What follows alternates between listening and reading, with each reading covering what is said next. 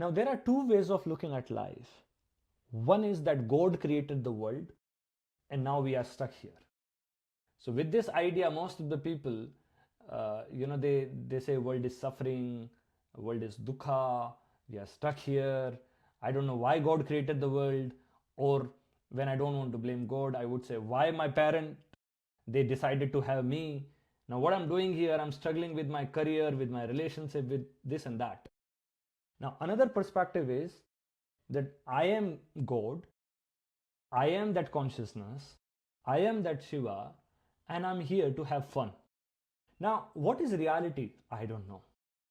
And we cannot even figure this out with this logical mind. Why? Because the reality is when you understand the whole mind, but how would you understand the whole mind using the mind? Like you have to come out of it in order to understand. And when you come out of it, now, then when you go back in order to explain that what you have witnessed here, then again you are stuck there. Like, how would you able to explain that without using the mind, that what you are beyond mind? So it's an assumption. One assumption is that God created the world and you are stuck here. If that assumption is helping you to live your life in a better way, kudos. Stick with that assumption and make use of it. But if that assumption is not helping you in your life, then you have the option to pick another assumption. And another assumption is that ultimately you are that consciousness which is self-created and self-modifying and self-governing. By using that assumption, what happens? Now you start having fun with it. How? Because if this consciousness is a system made of information, by using your intention, you can edit that information. Right? Now again, what I have done here is I have used one definition of consciousness, but there are again many definitions of consciousness available. But I have used this definition from Thomas Campbell or integrated information theory because this definition is helping me to see my life in a better way and having some control on my life from a logical point of view, that okay, now I can see my life in an order. Now I can make my life better because this particular definition gives me the power, gives me the control to navigate my life the way I want, just by editing the information. And how I see it, if I am feeling bad, that means I am using bad information there. So the moment I change the information, now I feel good because now I'm accessing to good information. Now it gives me the choices. It gives me that power to choose. Now the last part here, I always make this claim that intention is destiny. Now so far, whatever I have explained, based on that, do you guys agree with this, that your intention is your destiny? Now, if I have to put the same thing in different words, destination is basically the destination. They both have the same word. Now, this workshop was your destination when you started. The moment you booked for this workshop, that was your intention.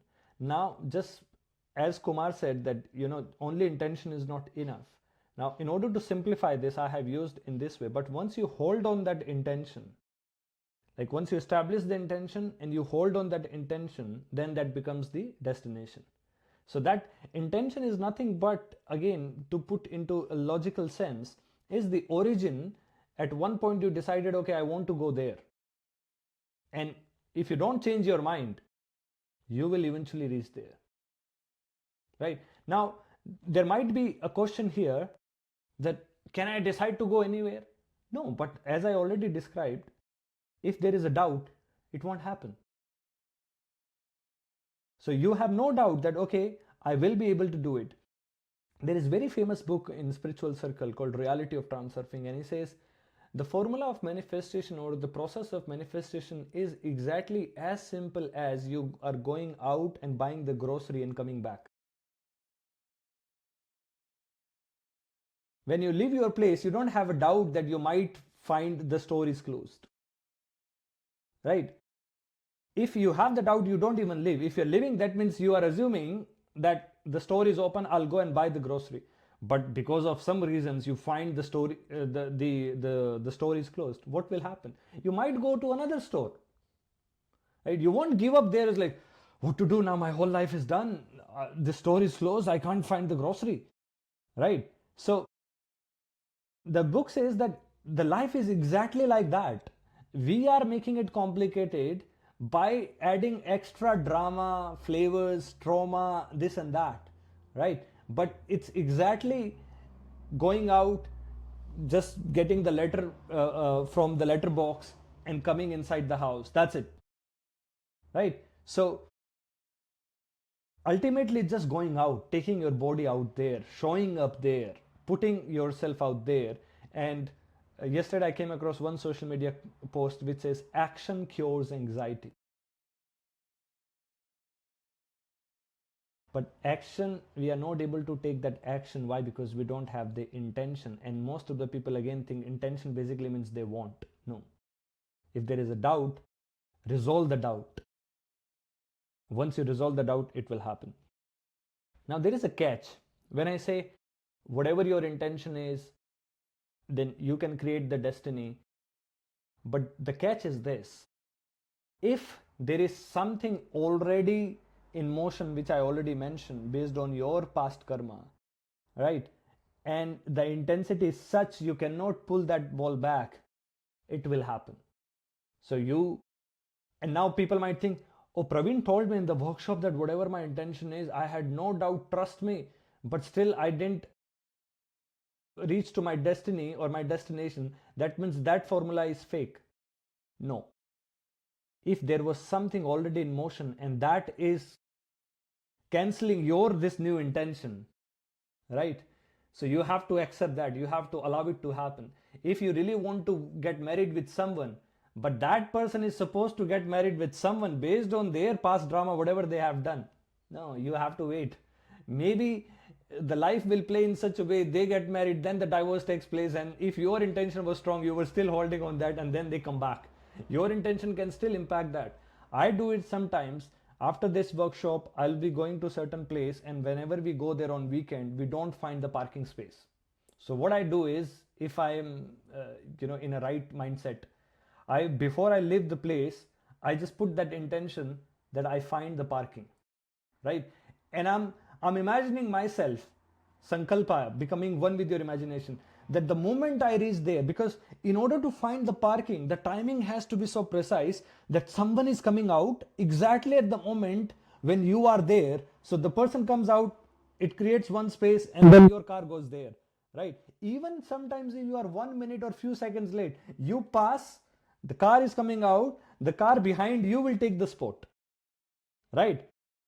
My rate is 80 to 90% so far whenever I do this. And then I think about it. Am I causing some thought in that person that even if they don't want to go out, or they want to go out, but because of my strong intention, I am so much aligned with this quantum field that I am just controlling the algorithm in such a way based on my intention, right? That this just happens.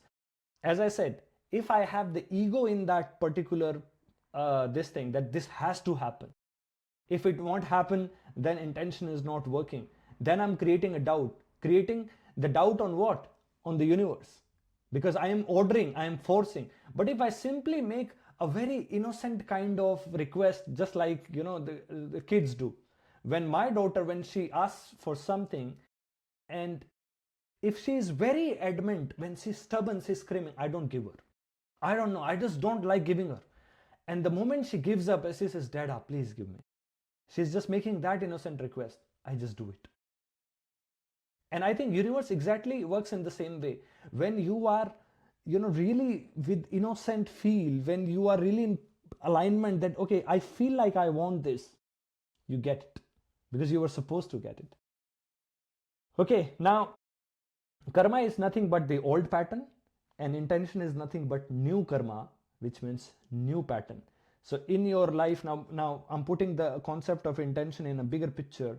If you're not liking something about your life and you feel like this is not working for you, you can change that pattern by having or establishing the intention, by convincing the mind. Because even changing your information in your mind, changing your knowledge is also a karma,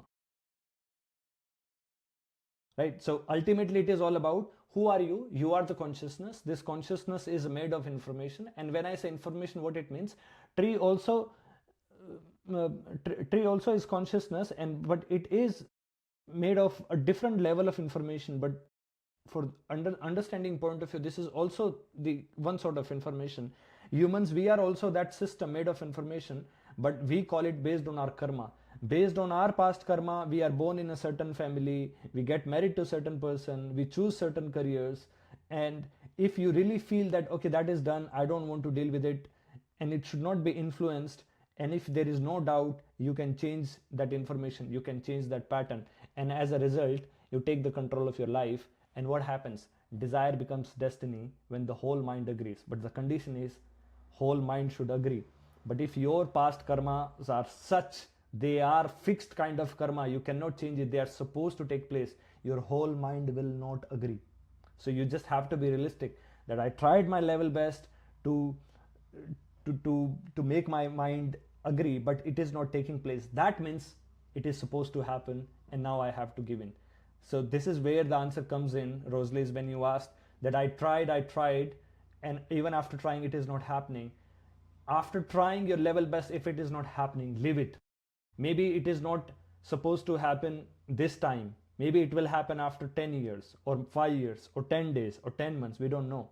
So this is where the gratitude comes into picture. This is where the idea of that there is higher force which is working and they know better than me. So ultimately you surrender.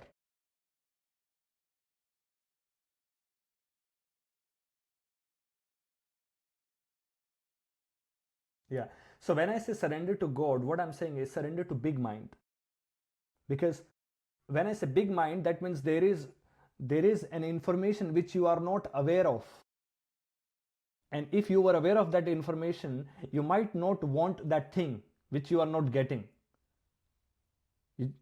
Getting my point, what I'm trying to say here? Surrender basically means it's not like, when I'm saying surrender to God and then God will take care of. I'm simply using God as the synonym for big mind, that there are still information available in your memory bank which you are not aware of. So when I'm saying the desire minus doubt is intention, doubt comes when your mind is not agreeing, and your mind has 4 parts: intellect, emotion, memory, and reproduction. And if these 4 parts completely agrees, that means you have a very strong intention and it has to manifest, it will manifest, there is no other way, because that's how nature works. But if you are not aware of the complete memory bank, then what happens? That means your whole mind is still not agreeing. You are not just being aware of that. So that portion is God. So you live in on time, and then time will take care of it. If it is still your intention but memory is still not agreeing, then the information will change, because in the memory bank information is constantly changing, and then information changes, then memory agrees. It's like you are trying to convince 4 people, but 2 said yes, 2 said saying no, but after 6 months, out of those 2, one might change the mind. It is a possibility, right? It happens generally in life. And then one person changes mind. Now out of 4 you have 3 votes. Done. You are getting whatever you were asking for. What if for 6 months you were not able to wait, and you just go and spoil the relationship with that person, you start abusing that person? Now what you are doing, you are adding extra information there which is not going to help you. So even it was going to happen, you added that information, you added that karma to change everything there. That's how exactly even the memory works, because you are constantly updating that memory bank by creating new karmas. When you really understand just one concept of karma, it simplifies your whole life. And when I say simplify, I'm not saying it makes your life easy. I'm saying it simplifies, because you stop complaining, you stop blaming, you start taking the same situation in with a warrior mindset, that what this situation is trying to teach me, what is the missing link there, what I'm not understanding there. The whole perspective shifts, right? And the moment it takes place, then you start editing the information, and then you start moving lots of things. Why? Because now you are also editing your imagination. Earlier, in your imagination, you were a failure, so the same thing was manifesting. Now you are not a failure, now you are a warrior. Now you are having this, playing this game, and you are having fun, and as a result you start manifesting fun. So you start manifesting new people, new opportunities, everything new. So that was the whole thing, that whatever is happening in your life is the result of your imagination. And when you become aware of your imagination, by using your intention, you can edit it. And the part you are not supposed to, you are not able to edit it, just live it. But trust me, when you use the knowledge which I have shared with you, you will be able to change lots of things in your life, because the huge portion of that is editable. That is the whole point. And there is a very small portion which is not supposed to be editable at this stage. You just leave that aside. And this is where the whole debate stops, where people talk about free will versus destiny. It's both. Small portion of that is destined, because ball is in motion, it is going to land. But there are still many areas of your life which is not in motion, which can be editable, and you are supposed to edit that.